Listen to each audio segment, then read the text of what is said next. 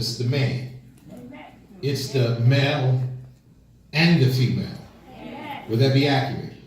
So get me Genesis 2:18 really quick, and then we're done. Just those two verses. Genesis 2:18. And the Lord God said, it is not good that the man should be alone. But he created them, male and female, he created them. It would seem like a contradiction once we go to the next chapter to say that the man is alone. Would that be accurate? Yes. Okay, so keep going. I will make him and help me for him. All right, you can leave it there. You can leave it there. Pastor Adams, thank you so much. Oh, man. Pastor Harley, I'm going to unpack this real quick.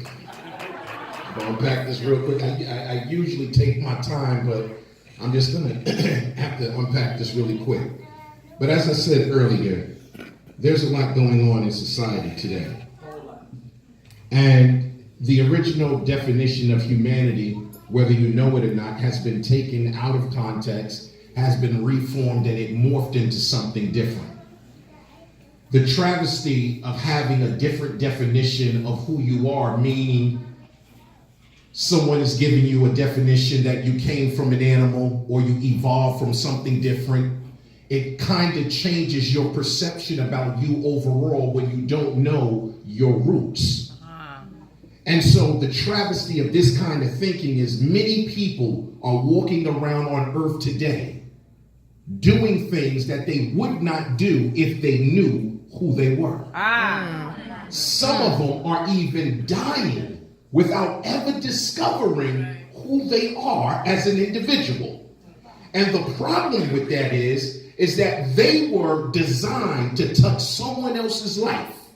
But because they never found out who they were, they touched no one.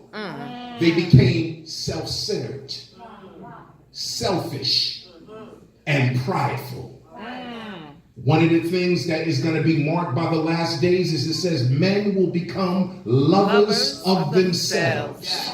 That's right. And the reason why they only love themselves is because they don't know themselves. So they loving what they believe they are. They have nothing to hold on to. They've been, consequently, as I said, many die in a falsehood, having lived in untruth all the days of their life because something has been covered up.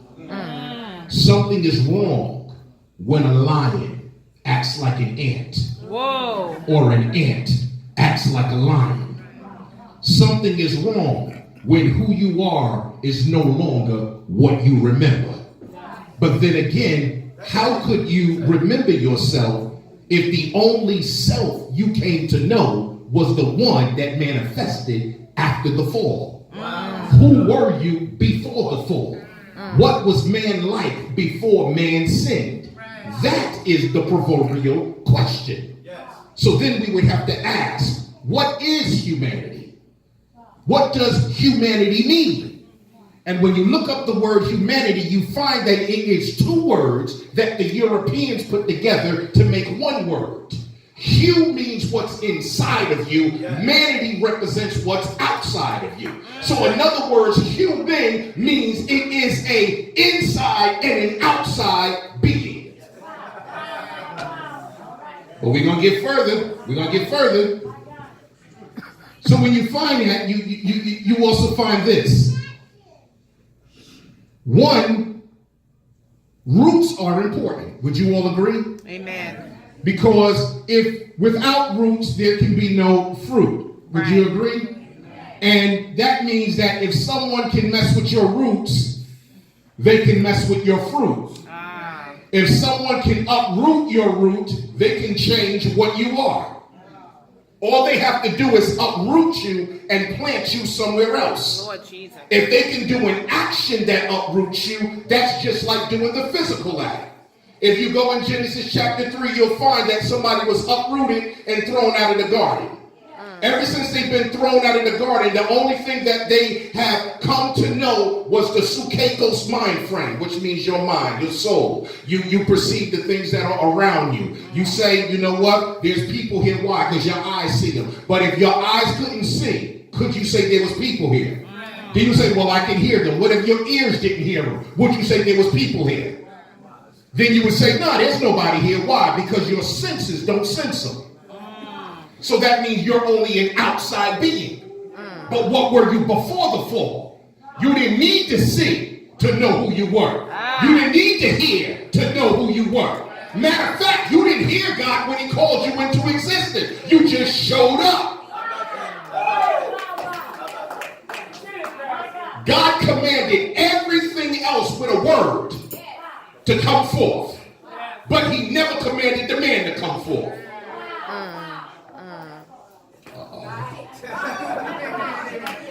Pastor Hall, I wish I had time to unpack that even more, but I'm going to leave that right there. But just read the account of Genesis. You'll see where it says, God said, let there be. There was. God said, let there be. There was. When he came to man, he talked to himself.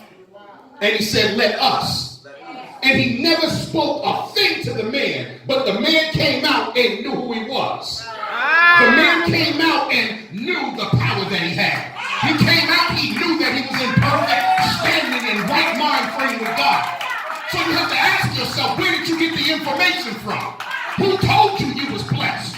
Who told you you was anointed? Who told you you was a man? And he said, I am what I am. And you said, that's blasphemy. That's not blasphemy. I can only be what I came from. God formed man's body from the dust of the ground, but the body still laid there. And then the Bible says he breathed into man. And then it said man became a living soul. What does that mean? God put him in the man. So if man came out and didn't know who he was, then God didn't put him in the man. Because God is omniscient. He doesn't have a need for nobody to tell him anything. So when he breathed into man, man got that same nature as God. But something happened and something went wrong. Man was on earth, but he was a carrier of something and he did not know how to give birth to it. He was a complete man. And he did not know how to give birth to what he was carrying. And when he was walking around naming the animals, he said, you know, this one has a mate, that one has a mate. But I am the only one that's carrying my mate and I can't relate to her. And I don't know how to get what's in me out of me. Anybody ever been there? You've been called and you said, I feel something. I know there's something inside of me, but you don't know how to pull that thing out of you. Yes, that's good. You follow me? You don't know how to pull it out of you. You know something is in you, but you don't know how to pull it out of you. You know you are called, but you don't know exactly how to walk in it. You know you heard from God, but you don't know how to articulate what you heard. You need somebody to pull it out of you. Look at your neighbor and say, I need a Nazar. Back in 1611, they came up with a translation called helpmeet. The word helpmeet is a ghost word. Ghost word means it's not in the original text. The problem is, why would you call the Azar a helpmeet? Helpmeet means one that assists and do what the man says. It doesn't mean the one that assists the man to do what God says. So that means something was covered up. There is another word that in the Hebrew that the woman was called. She was called the sucker. Now, a lot of you were looking at me, you saying the sucker. I don't like that term. I grew up in the streets. I know what sucker mean. What? Would that mean I'm soft? No. They ain't have nothing to do with it. Because sucker, the way we use it, is a term of endearment. Here is what it really means. It means a person that is qualified to assist in distress. So you know you got a good woman if she doesn't crumble when everything else is. The sign of a good woman is when everything else is falling apart. Everything else is beginning to crumble. That woman grows wings and muscles. And she starts to shine in the midst of that problem. That's when you know you got a good sucker. You got a good Azar. Are y'all listening to me? Another thing that's in here. It says another thing in the definition of a woman. I didn't mean to jump to it real fast, but like I said, I got to hurry up and get to it. But another definition of a woman, it means she is attached to the man that's been given a purpose. So if you're married, you must have an Azar if you got a purpose.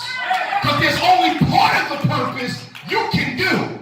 You need an Azar to do the other part. Let me give you a perfect example. There's somewhere in the Bible, I believe it's called Judges, and there wasn't a man there to stand up and be king. So, but there was an Azar there. Her name was Deborah. Right. And when nobody else wanted to be king, Deborah stepped in. And Deborah said, is there any man around to deal with the enemy? There was no man around. So Deborah stepped in. There's another story in the Bible about these anointed men of God who was traveling. And they got caught up in a house and soldiers was looking for them. They didn't have an army to get them out the house. They didn't have no friends to get them out, but they was by an Azar who said, I'll hide you. And when the enemy goes, then you can leave. There was another woman in the Bible who was an anointed Azar. Her name was Esther. There was nobody that came up. There was nobody that was coming. But Esther went and fasted. After she got done with her fast, it says she made up her face. Oh, y'all didn't catch that, made up her face. I ain't got time to break that down, but she made up her face. And then it says she went before the king. And when she went before the king, she stopped the plan that the enemy had to destroy a nation. She didn't use no muscle. No. She didn't have no army. All she had was what mama gave her. And when she went and spoke to, and she didn't even give up nothing. I don't mean to be blunt. I'm just trying to tell you, you don't have to let go of your prices to get things done. Amen, somebody? So she just went in there, First Lady, and said what she said and made that decree. And a whole nation got saved. That's right. What if there wasn't a Deborah? What if there wasn't Esther? What if there wasn't a Ruth? Right. What if there wasn't a Fifi and Bibi? What if your mother did not participate and aborted you before you even came out? What if there was never a woman that was created? There would be purpose that's still locked into the man that got no way out. But there's been a cover-up. And the cover-up is causing men to like themselves. Because if you knew the value of an Azar, of your woman, then you wouldn't want yourself as a man. Because you can't pull out of me what the woman can pull out of me. God only ordained one to be able to pull that out of me. Something's been covered up. Something's been covered up. You got boys running around that don't want to be with girls. Something's been covered up. You got girls running around that don't want to be with a man. Something's been covered up. And it's about time that we take off the covers. Did you notice that society falls when the family falls? Your society is gone when the home is gone. Where did the devil attack? In the home. He caused the father to trick and lie to the mother. Then he left the mother to deal with the kids. And if the woman had any male children, when the male children got older, they did not fear mom because mom don't got strength like dad. So now they're running the house. But when you see a family that got the mother, that got the father, that got the kid, that means that they uncovered what the enemy tried to cover up. When you got a man in the house and a woman in the house, you got a functionality that the world doesn't have. You're operating on a system that the world is not using. If you want to change the world, change the family structure. Get the mother and the father back in the homes working together. And then you're going to see, because a changed family will change society. But something's been covered up. We ain't caring no more, Pastor Harley. We walking around, we singing all this stuff, we ain't caring no more. Yes. So I was glad when he said, I want you to do something to worship, to honor my wife. I didn't know what I was going to speak about. And then God said, why don't you just speak about the woman? That's right. That's exactly who she is. He said, just speak about the woman. Speak about how I made her. Speak about what I put inside of her. Speak about her ability to open up a man and pull things out. Speak about how she's there in times of distress. Think about when everybody else was hiding. It was the woman at the tomb. What was it inside of the woman that brought them to a tomb when soldiers was looking to kill? Soldiers was looking to kill anybody who talked about the name Jesus. But the woman said, I don't care. Went to the tomb. And when she seen somebody there, she said, please give me the body of my Savior. See, that's an Azor. Dad will go home, but the mother will stay at the jail and say, please give me my child. Everybody else to give up, but the mother will stand there. I said, God, give me one more thing. And First Lady, God told me to tell you this comparison. When you look at the woman, it's very closely related to how the Spirit of God works. The Father's ministry was short. The Son's ministry was short. The Spirit's ministry is eternal. Watch this. Fathers, maybe. Mothers, always around. Mothers never leave their children. No matter how old you get, your mother will always be there. Always be there.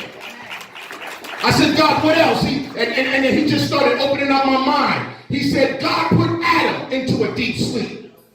The second Adam went into a deep sleep. The first Adam, God dug inside of him, took out a rib and made something. The second Adam, a Roman soldier, stuck something in his spear and water came out. I said, well, God, I'm trying to understand what you're talking about. He said, the first Adam gave birth to his help. The second Adam birthed you into himself. I said, God, I don't understand. He said, when the Roman soldier stuck him in the side, that was entrance. You got to go back to the Levitical law, and you'll find out that they had a cover where you could not come into the holies of holies. Somebody had to speak for you. Somebody had to come in on your behalf. Am I talking right? So somebody had to come on your behalf. Somebody had to talk for you. Somebody had to come in here and say, hey, God, they did X, Y, Z. You couldn't have a relationship with them. In other words, you can believe in a doctrine, but you could not meet the author. You ever notice that? All these new religions and new sayings going around, everything is deep. Oh, yeah, this is the man. I don't want to hear all that garbage. Can I meet who you talking about? If I can't meet him, then shut up. Because I want to meet who you talking about. Christ is the only one that dared to say, when I die, you can have a relationship with me. And he said, test me. It was. Watch this. Close my note. I ain't gonna leave this part right here, Elder. I ain't gonna say no more, but let me say this. Did y'all know that in, where's that, Psalms 139? Didn't you speak about it at my church earlier? It said, while I formed you, I knew you. Yes. Don't that verse say that I knew you beforehand? Before. So, brother, here's what that, see, I'm talking to you, brother. Here, watch this. It simply means this right here. It means before you got here, God had a plan for you. Are you married? Do you plan on getting married? Say it with a smile. Go ahead. There we go. No. I'm coming to my man because I just got to do it this way. So in other words, there is already an Azar that's been made for you. Now somebody say, Pastor, prove it. Part of the definition of an Azar is she must be attached to a man that got a divine purpose. Y'all didn't hear that. So, brother, First Lady, divine purpose, right here, preacher, right? See, y'all not catching this. See, I bet you if we was at church and I can do my thing, y'all probably come with me. But listen, brother, Jesus Christ is Lord. All right, see, I like him. And he said it's strong too. Like, yeah, so what? Now, but the fact of the matter is that you, right, have a divine purpose attached to you. There is a woman that is perfectly made to bring out all your dreams. You ain't got to go and get a tape to learn how to be rich. All you got to do is read Proverbs 31 and find out what a virtuous woman is. Right. And when you get your Azar, God says, now I am going to cause her to pull out everything I put inside of you. Because everything you need, you already have. But it's not time for it to manifest because you have nobody to share it with.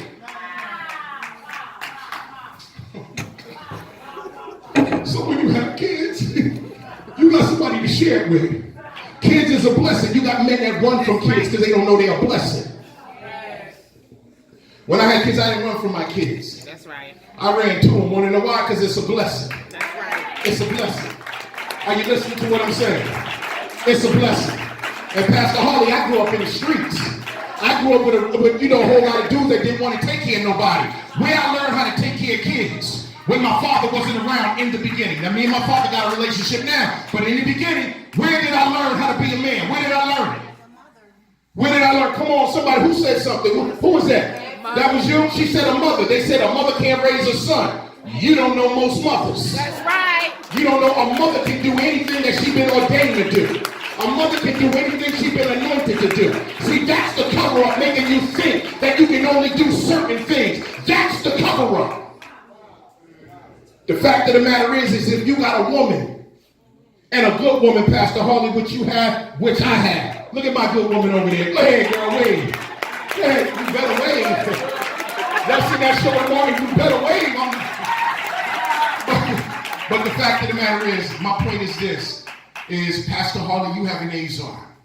And you know that because you wouldn't go to these lengths if you didn't know what you had. One of the first things, First Lady, that Adam did, when God presented Adam with his Azar, he defined it. He said, this is bone of my bone and flesh of my flesh. If I gave you $100, I guarantee you can tell me what I gave you.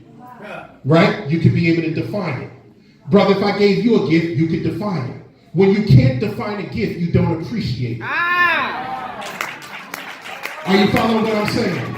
So if somebody gives you something and you don't know how to define it, then you don't appreciate it. But anything that somebody gives you, you can define it. He went as far as saying this is now a woman. He didn't even change her name. He called her what he was. He said she shall be called the womb of a man. Did y'all hear that? The womb of a man. One day, Pastor Harley going to invite me to the church. I'm going to come back to this message, and I'm going to be able to break it down in full detail. I'm just rushing through it right now because I know we got to honor First Lady, right? But First Lady, if I can leave you with a word, then you tell young women, you know what? It's been covered up long enough. You ain't just someone in the kitchen. You more than the kitchen. Amen. Are you listening to what I'm saying? You more than the kitchen. See, at one time they tried to marginalize women and didn't want you to vote. But now they need your vote. Why? Because you're more than just the kitchen. Right. They say you ain't got authority over me. No. But you ain't got authority over me either. We submit one to another. Right. Why is it that the curse was lifted off the man, but the curse is still on the woman?